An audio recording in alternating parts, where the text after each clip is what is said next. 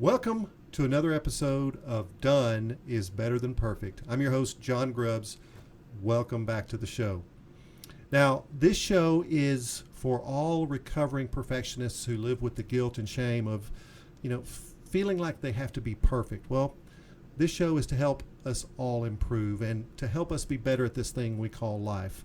And I hope that you share this show, that you post it on your social media platforms so that people can benefit from this opportunity. Now, before we get started with our topic, we always do something funny. I share something in the news. And today we're going to go back to didyouKnows.com. And did you know there was a didyouKnows.com? But here's number one. Did you know cats spend 66% of their life asleep? I know teenagers that must be cats. Did you know the fortune cookie was invented in San Francisco? What a bummer. Did you know Australia was originally called New Holland? I didn't. And did you know the average human brain contains about 78% water? Know any big waterheads? And did you know that koalas spend around 18 hours a day asleep? I know some teenagers that must be koalas. All right, so you probably realize by now that this is part two of a two-part show on how to reduce accidents in the workplace. So if you missed part one, go back and watch it. It's the first three reasons accidents happen at work. This show is about reasons 4 through 7. And it's very important for you to understand all three reasons together because the psychology gets very tricky.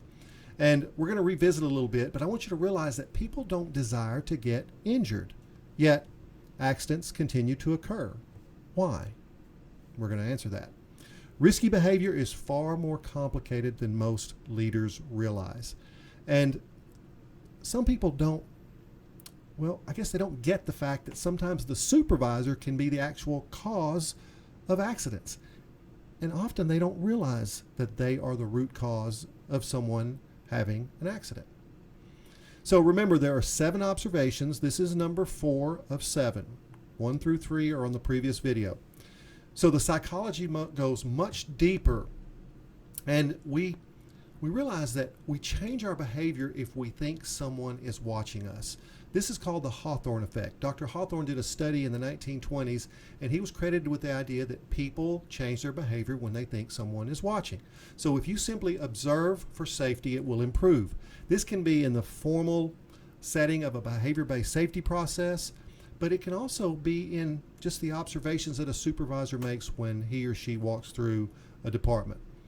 And another way that you can go deeper with the psychology is, it's through the term hypocrisy. We don't like to be hypocrites. So having a strong and active safety committee really works if they are trained on the role. If the people on the committee know that they have certain functions that they occupy as a safety committee member and they don't just get the title, then they will have a powerful impact on the psychology because they themselves don't want to be hypocrites. They want to have an impact on the organization because of the role they occupy. Number 5, start looking for the positive. We all learn at an early age that touching a hot stove will result in a burn. Yet, most organizations do a very good job of revealing negative issues, but they do a very poor job of recognizing the positive. Most managers have been conditioned to focus on negative behavior while completely ignoring the positive. This backward reality is prevalent in way too many organizations. Humans are indeed animals, and we respond to positive reinforcement much more than the fear of a negative consequence. So teach your leaders to start looking for positive behaviors in the workplace, and that will get you more of those behaviors. Stop focusing on the negative, look for the positive. Now, you got to understand that change happens over time. Change is a process, not an event. Simply telling someone to change their behavior is, it's just rarely effective. Most behavioral change takes place over time. As a child of the 70s, I was not raised to wear seatbelts. However, like most of us, it took time for me to become someone who always wears a seatbelt today. So change is a process. Change is it's mostly about influence and cognitive acceptance of the new behavior and it doesn't happen at the same rate for everyone. Everybody absorbs information differently. Everybody absorbs the desire to change differently. And we can also have in our brain what we call cognitive dissonance, where we know a certain behavior is, well, good for us, but we choose to do the opposite anyway. And some people make the change decision faster or slower than others. So just remember that change happens over time. Number 7, we see risk differently. This is probably the most critical of all the 7 components of this video series. Small risk will not change behavior as much as big risk.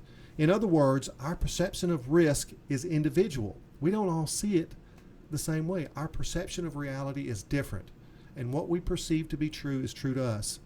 And some people are more risk tolerant while some are more risk averse. It just depends on what stage of life you're in. Someone who is much younger in the early stage of their life is more likely to be more risk tolerant of someone who is, well, who has more to lose. So, the frequency of risk will also impact our behavior. The brain makes adjustments to legitimize behavior that doesn't occur frequently. So think about, well, a behavior that may not be something we do all the time. We will play the odds in a given situation to legitimize our behavior and say that it's okay to take this risk. And it could be something as simple as, well, texting while driving, or it can be something more complicated like deciding to use a damaged piece of equipment in the workplace. And here's the magic. 90% of all accidents at work are caused by risky behavior, not conditions. That's right.